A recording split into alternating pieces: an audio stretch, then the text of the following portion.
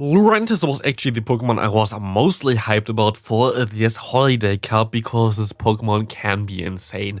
We're going to take a look today at Lurantis. This Pokemon has access to the Mew Fury Cutter, generating 4 energy per turn, having access to Leaf Blade and also Superpower, basically spamming those charge moves insanely fast. The longest charge move duration that it has is like 10 turns for one Superpower, which is insane. So this is going to be a lot of fun. The thing is, Lurantis is actually a pretty cool Pokemon. This Pokemon has a lot of play in this current meta here, as you're going to be able to completely hardwall something like the Lanturn, which is a pretty common Pokemon nowadays. We have Spark Lanturn here instead of the Water Gun Lanturn. For the obvious reason, if we encounter a Water Gun Lanturn in the lead, we don't really have a good play otherwise if you have the Water Gun Lanturn in the back, so they would always have an advantage in terms of turns. We always would lose switch advantage. Like this, we have 2 good other Lanturn answers in the back as well, which is nice. We now see actually how cool Lurantis can be. Take a look at this game here. We're going to see a Trevenant against us. All our moves are resisted here. Leaf Blade, one of the strongest, if not the strongest charge move, is still gonna chunk a lot. We can still get to another one before they can go for another Shadow Ball. And this will not knock them out, but one more fast move will knock them out as well. We see the Lanturn coming in, and Lurantis is just going to town here. Lurantis has the best matchups here now. We're going to be able to even go for another one. And you see how spammy this Pokemon is. Spamming those Leaf Blade, immediately knocking out the opponents, and it was so much fun to play. It was such a good Pokemon. I can highly recommend you this team as well. It's a little bit more of a, I don't know, fun-ish team, like not really the most try-hard team. We don't have Vigoroth in there, we don't have Frosted in there, we don't have any crazy stuff in there. We still have very good Pokemon in there though, that you don't really see too often. Actually, Aurorus is a Pokemon that is rank 1 on the at least PvPoke leaderboards for that, like PvPoke ranking, but I don't really think it's that good. But let's take a look on how decent like this matchup is for Aurorus. It's actually not their best. We can go for another Media Beam. We can knock them out, but we have now a shield disadvantage. Actually, kinda sad that I went straight for the Media Beam here, because if I didn't do this, I think I would have still got to another move. But I think I actually still get to another Weather Ball, but I think they can farm me down afterwards, exactly. And I was kinda unlucky, because if I went for the Weather Ball bait, I would have got to another Media Beam and would have knocked them out as well here, but like this, we can align our Lurantis and we can align our Lanturn against Altaria. This is another reason why you run Spark Lanturn. Spark Lanturn against Altaria is pretty decent. It's a very good matchup for you actually, because you can outspam them a little bit. They have to go for a Moonblast, which does some damage, but is not as strong as, for example, if they could just spam those Sky attacks against you. So you will be able to do some nice damage against them, knock them out, and now they only have their own Lanturn against me with a Grass type in the back. So it's going to be a good game. Next opponent here, we will see Aurorus against Talonflame. Pretty decent matchup. The cool thing here is you cannot really do anything in the beginning. Like, it's not the best there for you. You don't get to the Media Beam in time. What you can do is you can let one move go through because it's neutral. You can go for 2 more fast moves, go for 1 Weather Ball. This allows them to get basically the least amount of extra free turns in there. And you can still reach another Media Beam afterwards, which would knock out the opponents. You're always going to get a 2 shield advantage here, which I, at this point, just take. I'm fine with that. I can go into my Lanturn, and I force the opponent to throw a Brave Bird here. So I'm going to shield up the first move, going to be the Brave Bird, forcing them to swap out into their own Lanturn, which was a little bit awkward for me, because now I have to align my Lurantis against the opponent's Talonflame again. And I just have to hope that there's something in the back that I can also still beat with my Lanturn, which is hopefully the case here. Let's see. We will be able to take this next move. We can get some extra energy after this one as well. Going to be the Surf. I can get up to 2 Leaf Blades.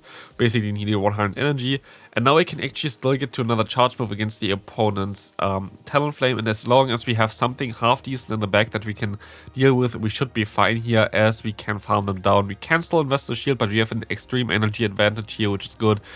And we face a Ferrothorn, and I can just forfeit. Yeah, this was just hardwall, like there was nothing I could have done anymore. Very unlucky there, but very well played by the opponent as well. We will see the next opponent going to have a Vigoroth coming in here. Not the best for us either. Vigoroth matchup against Lanturn is kind of neutral, to be fair, as we will see the Surfs coming through here right now. We will be able to shield up the moves if we want to, but I'm actually going to let this move go through. I haven't seen a single Vigoroth going for Bulldoze against me. I don't actually have ever seen a Vigoroth going for any Bulldoze, it feels like, unless you have a Ghost type. But here I'm going to shield up this body slam. I can still get to my surf. They might want to shield up as well, but like as I want to realign my moves, I like my Pokemon, I can now going to shield this move up as well, allowing me to farm them down and realign my Pokemon. I have a shield disadvantage, but I can now put my Pokemon into the correct position. As we see a Lanturn coming back in here with Water Gun. We'll be able to still go for one Thunderbolt and get some damage on them, which is nice. And we don't get the shield, but we get some damage, which is good. We can even still get to another Surf, which will be very good to get them even lower. Actually get the shield, which is amazing for me. They're going to stay in here, which means they're kind of weak to me in the back as well, it feels like. They're going to go for the Thunderbolt, and they're going to go to a Togedemaru. We can go for one Superpower. Let's see how much damage it's going to do. It's going to one-shot. And at this point, we're just going to clear the debuff. We can go into our Aurorus, and we should be able to do some damage here as well. Surf coming through doesn't knock us out, and we're going to get the forfeit from the opponent as well here. Very good game there, but again, Lurantis just one-shotting the opponent. Next opponent, we're going to see a Dedenne against us. This is an interesting pick that I haven't seen before, really. Didn't even know that this was available, but I guess like every electric type is available, so it does make sense. We will be able to go for one charge move here with the Weather Ball, going at the shield from the opponent, and I can go for one Meteor Beam afterwards. I'm going to let the move go through, which is going to be just a discharge, which is fine for me. And the Meteor Beam coming through now as well. Going to do some nice damage. Going to just one-shot this thing. We see a Dunsparce coming in. Maybe I should have went for a charge move first, because Dunsparce is kind of core breaker for this team. Actually, I think I should have stayed in there, but maybe they have still something like an Altaria in the back, then the swap out would have been nice, but like this, Dunsparce going to have a decent time against Lanturn. I actually think if there was a Shadow Dunsparce, this Pokemon would be really, really good, because I think it always needs like a little bit more damage output to knock out the opponents here. For example, the Lanturn would be a two-shot like this. Now they can farm me down, I think, just barely, but yeah, I don't know. We will see here. The Lurantis will be able to get some extra energy against the Dunsparce, which is nice. They're going to have to swap out. It's going to be Mantine. This is horrible for me. I don't really know how to play against this. I can go for a Leaf Blade. I can swap out here, and we will see the Bubble Beam coming through, which is not ideal. Bubble Beam going to do some decent damage because it's still super effective, but we will be able to resist the fast moves, allowing us to get to one Weather Ball, what they're going to shield for whatever reason, as we can go ahead and go for one more Weather Ball ourselves. And we have to now hope that this is not an Ice Beam, but I'm actually going to shield. It's not an Ice Beam, so it's actually a horrible shield. They're going to swap out, giving me some extra energy, allowing me to get to another Leaf Blade. For whatever reason they swapped out, this was very nice for me, and I will be able to win this game here as well. Very good game. Next opponent, we will see the Lanturn lead. This is less than ideal. It's the Spark version as well, so still we're going to have not the best matchup against it either. Here with our own Lanturn, we're going to shield up the move because they don't swap out immediately. Doesn't seem to that they have a good answer against me, and they have Altaria, which is a pretty decent answer, to be fair. As I don't want to align my Aurorus against the Altaria later on, I'm actually going to go for the entire matchup here. I'm going to go ahead and shield up the next charge move here, which is going to be the Moonblast, and I can farm them down afterwards, hopefully getting a shield from the opponent, but we will see. I am 1 over Thunderbolt, which is nice. And we will see the opponent coming in here back again with their Lanturn, so I can realign at least my Lurantis here, and hopefully I can get a shield back as well against them. But I can go for one Thunderbolt, but sadly I will lose CMP against the Lanturn for the second one, which is really horrible, because now they basically got it for free. They have 2 shields advantage, and even with 1 shield advantage, I think it would have been very close, but like this, it's going to be basically impossible to still win this. But yeah, horrible lead for me. Didn't really work out too much for me there, so nothing really I could have done there anyway. It's kind of actually a hardball for everything, right? Like the lead loses hard to Lanturn, my Say Swap lost hard there usually if I didn't want to realign against the Altaria. And then having an Ice type in the back for my Lurantis would have been not way better either. So yeah, there was nothing that I can do. This is something that happens in this cup a lot. I saw a lot of people complain about this as well. It's a very RPS cup. Like there are a lot of matchups that you just basically can't win on paper, which is kind of annoying, but like happens. We will see a Sableye against me here. I will be able to go for one shield, going to be a foul play, and I will hopefully get the knockout here or get the final shield by the opponent. I get neither of it. I will be able to get them low though, and I can go for another Weather Ball here, which would get the shield on the knockout. Gonna get the shield, I'm fine with that. I can go ahead and go into my Lanturn and farm them all the way down, getting an energy lead. And having shield advantage for Lurantis is really important. This allows you to win a ton of matchups that you usually wouldn't win. But Pachirisu is in general a very good matchup for me. Dark Wall is as well. and I can take this move, but I can actually shield it up as well because Pachirisu only has access to moves that are from the typing the electric type, so they're all going to be resisted. I will be able to get some extra energy here as well, going to slice down this sheep, and I can go for one leaf blade, knocking them straight out here. And now we have only a grass type against the Pachirisu. Pachirisu can go for one thunderbolt, does still a pretty decent amount, but I can just spam those charge moves against them. We still have our Lanturn, which has access to Surf, and like this, yeah, Stab Leaf Blade is so strong. Like, Stab Leaf Blade is such a strong move. It does so much damage against nearly everything. Lurantis is such a cool Pokemon. You have to, by the way, evolve it during the daytime. That's something that I always forgot, so I couldn't really showcase it before. I always played my battles like late at night or whatever, and then I was like, oh, I didn't evolve my Lurantis yet.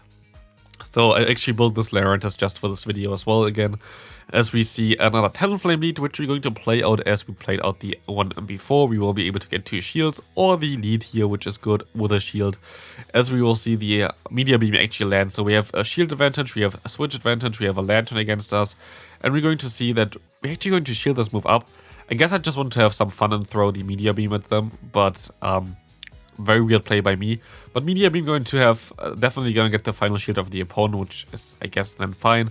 And if the opponent has 0 shields, Lurantis is going to go to town anyway. We see a double coming in. Double doesn't like this superpower. I can go into my own Lanturn and I can just basically needy farm them all the way down here.